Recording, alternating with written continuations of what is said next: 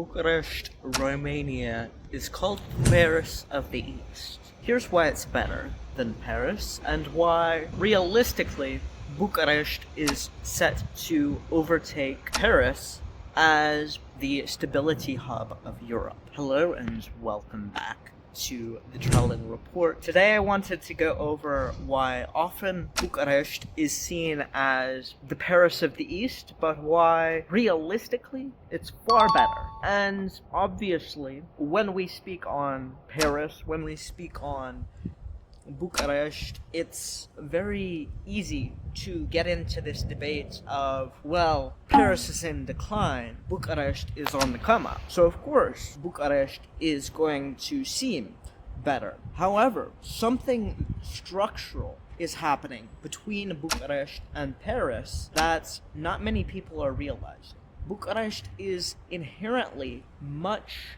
better at shifting the narrative of growth than Paris is. Paris has always had a superiority complex in comparison to Romania.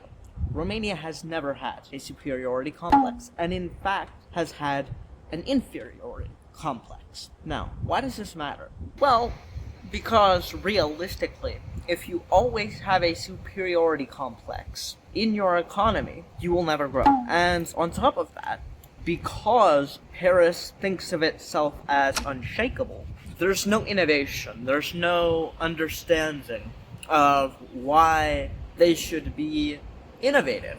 However, in Bucharest, there is an insane amount of innovation, there is an insane level of growth of wealth. And as I've said in prior videos, Romania is the fastest growing EU economy ever. And of course, this is mainly due to the fact that it is the IT powerhouse of Eastern Europe. Sorry, Poland, you didn't get there.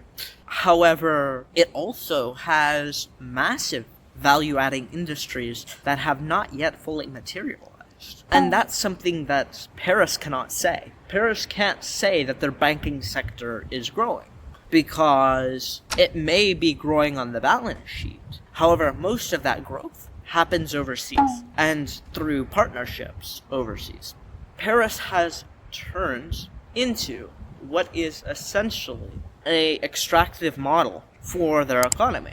This is similar to what happened in China, to what happened in the UK. They make more from their former colonies or other European nations than they do from themselves. Whereas Romania really doesn't like extractive policies, and in fact prefers to integrate their own citizens' welfare into their idealisms. It would be very, very poor in optics to show an extractive company as a Romanian success story. In fact, it would be suicidal, essentially, from a political perspective, as Romanians understand extractive politics. They understand what that means, and they understand that that isn't sustainable. Obviously, if you look at what happens in Moldova, which I have plenty of Moldovan videos in the description down below, or on my channel,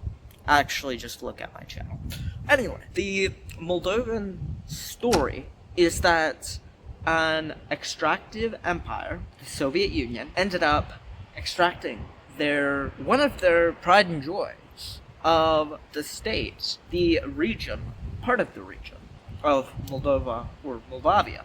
And so essentially what happens with Romania is they learned very early on not to be extractive. They learned very early on to be pro-business, to be pro-trade. And while Ceausescu ruins that pro-market sentiment, it's roaring back. And especially since 2007, it has created tons of jobs. It has created tons of wealth. And I don't think it's stopping here. In fact, I think it's just getting started.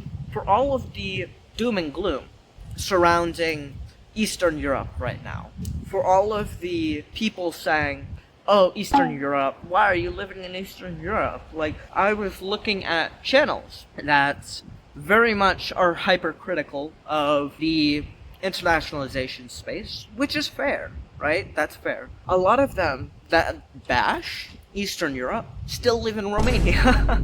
And that shows that Romania is extremely high in the development standards for Eastern Europe. And it also shows that even people who criticize Eastern Europe will go to Romania.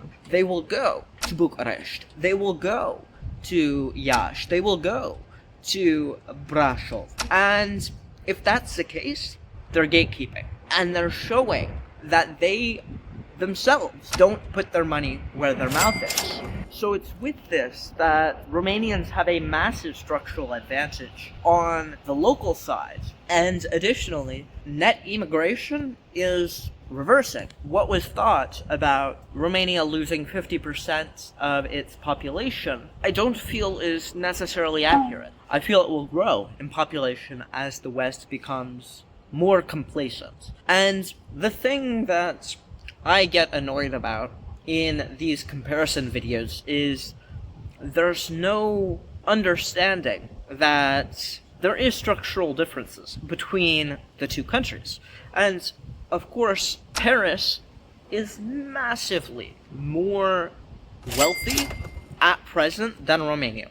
This won't happen in 10 years, 20 years, maybe even 50 years, but it will eventually happen, and we've seen the signs of it starting to happen as growth becomes a primary motivator for Romanian politics, and it has been for a while. It becomes extremely interesting from a perspective of creating value in a society that otherwise would not have value. Another thing is domestic GDP growth in Romania and in Poland and in places like this is massive. And for a country that doesn't get much tourists, that is something to look at. Of course, I am just giving you a prediction. I don't think that I can predict the future. I don't believe that my idealisms are the only idealisms that exist. And so if you are at all interested in disagreements, feel free to leave a comment down below.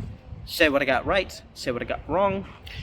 And if you are looking for one-on-one consulting on this specific topic, on diversifying your business overseas, creating value in societies that want your money, feel free to reach out. One-on-one calls are down below, 15 minutes, absolutely free. And if you want to join me on this journey, feel free to subscribe. If you liked the video, feel free to like it. If you really liked the video, feel free to share it with your friends. This has been the Traveling Report, signing off.